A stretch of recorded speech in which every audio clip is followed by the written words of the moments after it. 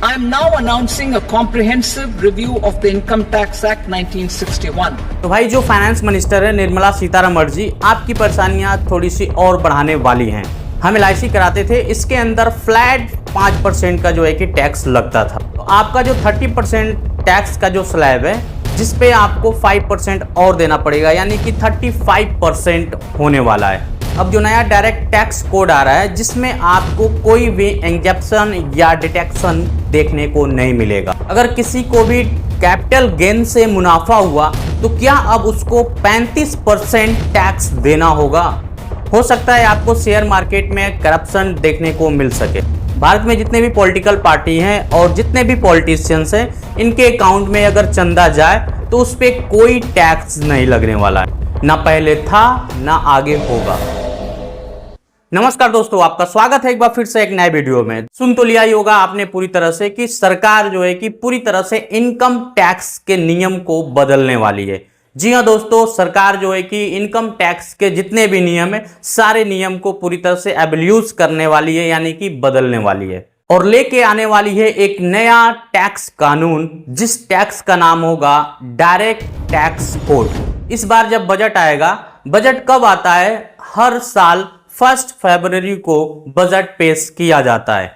अब जो बजट आएगा 2025 में 1 फरवरी को आपको बहुत जबरदस्त एक तोहफा मिलने वाला है निर्मला सीतारमण जी की तरफ से। फाइनेंस मिनिस्टर है मिस निर्मला सीतारमण जी, आपकी परेशानियां थोड़ी सी और बढ़ाने वाली हैं। बहुत से लोग आपको ये कह रहे हैं कि जो 2025 का बजट आएगा बहुत सरल होगा, बहुत इजी होगा। जो टैक्स लगने वाला है, यानी कि जो डायरेक्ट टैक्स लगने वाला है, वो बहुत जो है सरल होगा, बहुत इजी होगा। तो आज की इस वीडियो में सारी जानकारी आपको मिलने वाली है। वीडियो को लास्ट तक देखिएगा, तभी आज आप जान पाएंगे कि जो डायरेक्ट टैक्स कोड आ रहा है 2025 के बजट में जो पेश किया जाएगा, क्या क्या चीजें होगी उसके अंदर और किसके ऊपर सबसे ज्यादा इंपैक्ट पड़ेगा। चाहे मिडिल क्लास के लोग हों, चाहे बिजनेसमैन हो, चाहे कोई भी इंसान हो, भारत में जितने भी लोग हैं सबके ऊपर क्या इंपैक्ट पड़ने वाला है, सारी जानकारी आपको मिलने वाली है इस वीडियो के माध्यम से। हम बात करते हैं इनकम टैक्स को लेकर के। जो हमारा इनकम टैक्स शुरू हुआ 1961 से शुरू किया गया और इनकम टैक्स पे जो है कि जितने भी इनकम होता था उस पे टैक्स लगाया जाता था और आज भी जो है कि इनकम टैक्स लोग भर रहे हैं और इनकम टैक्स कट के सरकार के पास जा रहा है। और बात करते हैं डायरेक्ट टैक्स कोड की, तो ये 2009 में इसे बनाया गया और 2010 में इसे भी पार्लियामेंट में पेश किया गया था, जिस पे जो है कि काफी लोगों ने विचार किया, लेकिन इसको उसी तरह से स्टॉप कर दिया गया, यानी कि डायरेक्ट टैक्स कोड को न ला करके कुछ नया टैक्स लाया गया। बट पहले सरकार को लाना था जीएसटी कब आया? जुलाई 2017 में जीएसटी लाया गया। लेकिन जब जीएसटी आया तो जीएसटी के 2 साल के अंदर ही डायरेक्ट टैक्स कोड को लाना था, लेकिन सरकार नहीं लाई। क्यों नहीं लाई, सारी जानकारी आपको मिलेगी। जब जीएसटी आया तो फाइनेंस मिनिस्टर की तरफ से बहुत सारी चीजें आपको सुनने को मिली। जीएसटी आ गया है, जीएसटी बहुत इजी हो जाएगा और जितने भी सारे टैक्सेस हैं सारे टैक्सेस को हटा करके केवल एक जीएसटी, यानी कि एक प्लेटफॉर्म हो जाएगा, केवल जीएसटी। चाहे आप कहीं भी जाएं, किसी भी शॉप पे जाएं या कहीं भी आप जाएं, तो टैक्स अगर आप पे करते हैं तो केवल आप जीएसटी ही पे करेंगे। तो बहुत सारी चीजें आपको सुनने को मिली और देखने को भी मिली और आज भी आप जीएसटी भर रहे हैं और हम सब लोग जीएसटी भरते ही हैं। और जीएसटी कितना आसान लग रहा है हर बिजनेसमैन को, आपको तो पता ही होगा। मोदी सरकार ने जो ठान लिया उनको तो करना ही करना है, क्योंकि मोदी सरकार के नेतृत्व में ही जीएसटी को लाया गया। लेकिन जो सरकार की तरफ से जो अपडेट आ रही है, फाइनेंस मिनिस्टर की तरफ से जो बयान हुआ है कि अब डायरेक्ट टैक्स कोड को लाया जाएगा 2025 के अंदर। लेकिन चलिए जानते हैं कि क्यों लोगों की परेशानियां बढ़ने वाली है। डायरेक्ट टैक्स कोड अगर आ जाएगा तो कितना लोगों के ऊपर असर पड़ेगा और कितना टैक्स जो है कि कटेगा, लोगों से कितना टैक्स लिया जाएगा, यानी कि सरकार के खजाने में कितना टैक्स जाएगा, सारी जानकारी आपको मिलेगी। बात करते हैं LIC को लेकर के। जी हाँ दोस्तों, जब LIC एजेंट आपके घर आता है और LIC बेचता है तो उस वक्त आपको कहता है कि जब आप LIC करा लेते हैं तो जितने भी आप अमाउंट जमा करते हैं, आप सालाना जमा कर सकते हैं, मंथली जमा कर सकते हैं, क्वार्टरली जमा कर सकते हैं, हाफ ईयरली जमा कर सकते हैं। वो आपके ऊपर डिपेंड करता है कि आप कितना जो है कि LIC जमा कर सकते हैं। जब LIC आप खरीद लेते हैं तो हर महीने, हर क्वार्टरली, हाफ ईयरली या ईयरली आप जो भी अमाउंट जमा करते हैं तो LIC एजेंट के तरफ से आपको एक मैसेज मिलता है कि जब आपको मैच्योरिटी मिलेगी, तो उस पे कोई टैक्स नहीं लगेगा। बहुत से लोग जो है कि ये सोच करके एलआईसी करा लेते हैं, चलिए आने वाले समय में हमें 10 लाख, 20 लाख, 25 लाख, 50 लाख, 1 करोड़ रुपया मिलेगा तो उस पे हमें कोई टैक्स नहीं भरना होगा। लेकिन सरकार को पता है पूरी तरह से कि अब लोगों को मैच्योरिटी मिलने वाली है, तो इस पे जो है कि डायरेक्ट टैक्स कोड को लाया जा रहा है। सरकार को पूरी तरह से पता है कि बहुत से लोग एलआईसी कर रखे हुए हैं जिनके पास बहुत मोटा अमाउंट आने वाला है, तो भाई सरकार ये सोच रही है कि इनसे भी टैक्स लिया जाए, क्योंकि ये सोच करके लोगों ने एलआईसी कराया था कि हमें जो मोटा अमाउंट मिलेगा उस पर कोई टैक्स नहीं लगेगा। लेकिन सरकार को पता है अब उस पर भी टैक्स लेगी सरकार।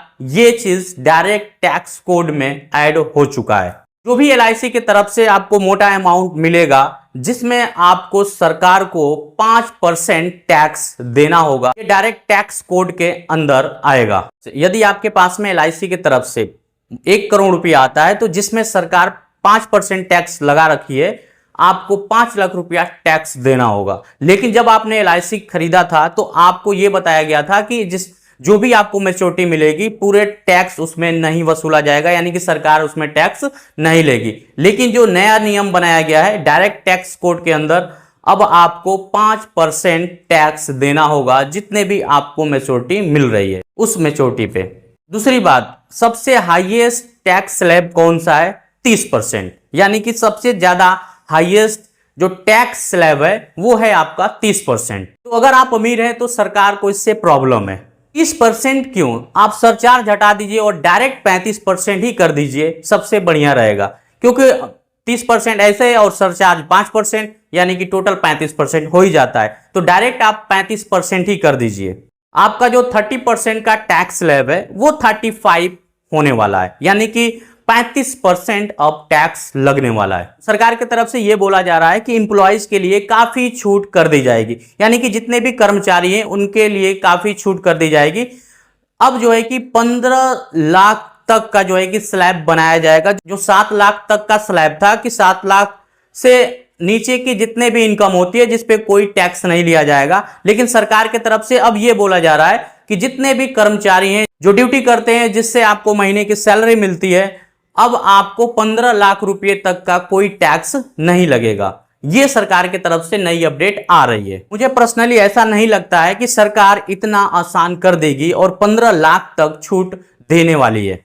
चलो अब बात कर लेते हैं शेयर मार्केट की। यदि शेयर मार्केट में ऐसा हुआ, डायरेक्ट टैक्स कोड अगर आ गया, तो शेयर मार्केट के ऊपर काफी ज्यादा निगेटिव असर पड़ने वाला है। और जितने भी लोग शेयर मार्केट में पैसा लगाए हुए हैं, जितने भी लोग शेयर मार्केट यूज करते हैं, शेयर मार्केट में पैसा इन्वेस्ट करते हैं, उनके ऊपर काफी ज्यादा असर देखने को मिल सकता है। दोस्तों, बात चल रही है सरकार की तरफ से कि जो कैपिटल गेन है उस पे भी टैक्स लगाया जाएगा। बहुत सारे कैपिटल गेन लॉन्ग टर्म के लिए होते हैं और बहुत सारे कैपिटल गेन जो होते हैं शॉर्ट टर्म्स के लिए होते हैं।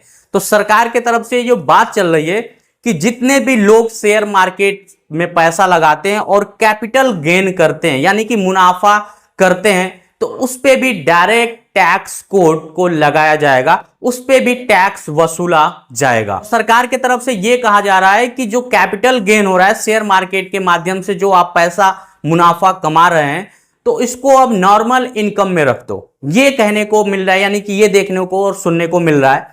तो यदि नॉर्मल इनकम में अगर इसको रख दिया जाए शेयर मार्केट को, तो नॉर्मल इनकम में जो टैक्स स्लैब है वो है 35%।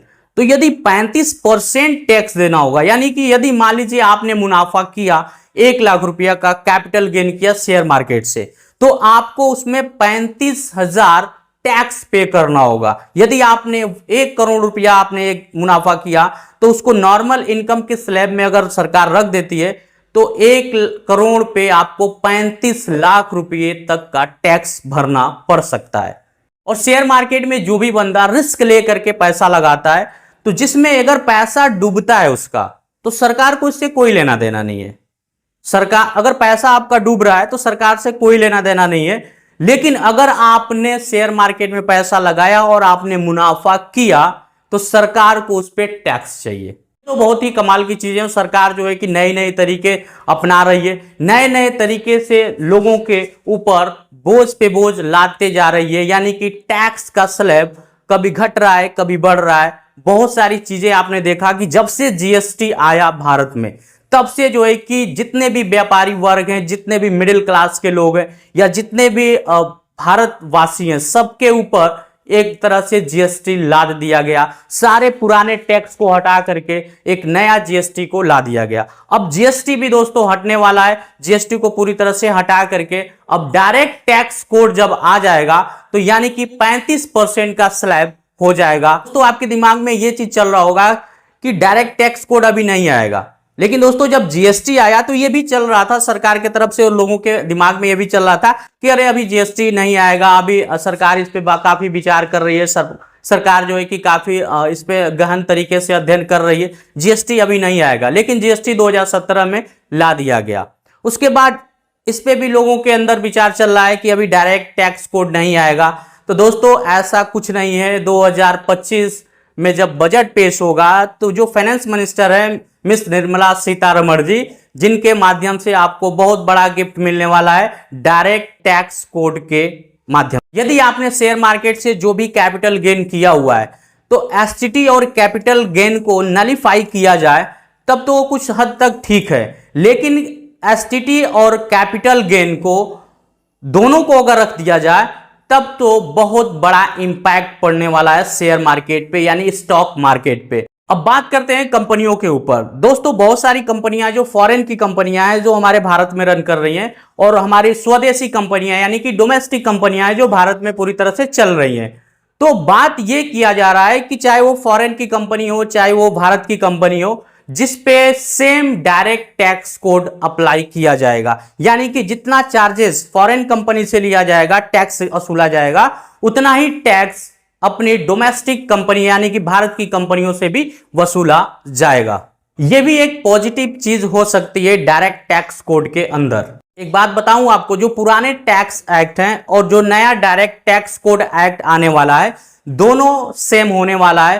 ये जितने भी पॉलिटिकल पार्टी हैं या पॉलिटिशियंस हैं, इनके अकाउंट में यदि चंदा जाता है तो उनके ऊपर कोई टैक्स नहीं वसूला जाएगा, उनसे कोई टैक्स नहीं लिया जाएगा। ये हमारे भारत के पॉलिटिशियंस हैं और पॉलिटिकल पार्टियां हैं। जो इनको चंदा देगा उससे कोई ये टैक्स नहीं वसूली करेंगी, ना पहले था ना आगे होगा। जब कानून ही खुद बना रहे हैं तो वो अपने ऊपर टैक्स कैसे लगा सकते हैं? पॉलिटिकल पार्टीज के ऊपर कितना ही पैसा आ जाए उस पे कोई टैक्स नहीं है। टैक्स सिर्फ आम जनता ही देती है और आम जनता से ही सरकार चलती है, यानी कि जो टैक्स देती है उसी से सरकार चलाई जाती है। चलिए एक छोटी सी बात पे गौर करते हैं। मान लीजिए आप किसी भी प्रकार की इनकम करते हैं, चाहे आप नौकरी से इनकम करते हैं या फिर बिजनेस से इनकम करते हैं, या किसी भी प्रकार से आपकी इनकम हो रही है, ना तो टीडीएस को हटाया जा सकता है और ना ही टीसीएस को हटाया जा सकता है। टीडीएस की अगर मैं बात करूं तो टीडीएस होता है टैक्स डिडक्टेड सोर्स और टीसीएस होता है tax collected source. I hope दोस्तों इस वीडियो के माध्यम से आज आप जान चुके होंगे कि सरकार के तरफ से जो फाइनेंस मिनिस्टर है मिस निर्मला सीतारमण जी क्या बयान की, और आने वाले 2025 में जो डायरेक्ट टैक्स कोड आने वाला है जिस पे काफी इंपैक्ट पड़ने वाला है मिडिल क्लास के लोगों के ऊपर। आपकी क्या राय है कमेंट बॉक्स में आप हमें जरूर बताइएगा कि डायरेक्ट टैक्स कोड आना चाहिए या डायरेक्ट टैक्स कोड नहीं आना चाहिए। दोस्तों वीडियो को अभी तक आपने लाइक नहीं किया है तो एक लाइक कर दीजिए, और चैनल को अभी तक आपने सब्सक्राइब नहीं किया है तो चैनल को सब्सक्राइब करके बेल आइकन को हिट करके ऑल पर सेलेक्ट कर लीजिए, ताकि आने वाली हर एक अगली इंटरेस्टिंग जानकारी आपको सबसे पहले मिलती रहे। दोस्तों वीडियो पे लास्ट तक बने रहने के लिए आपका दिल से धन्यवाद। जय हिंद, वंदे मातरम।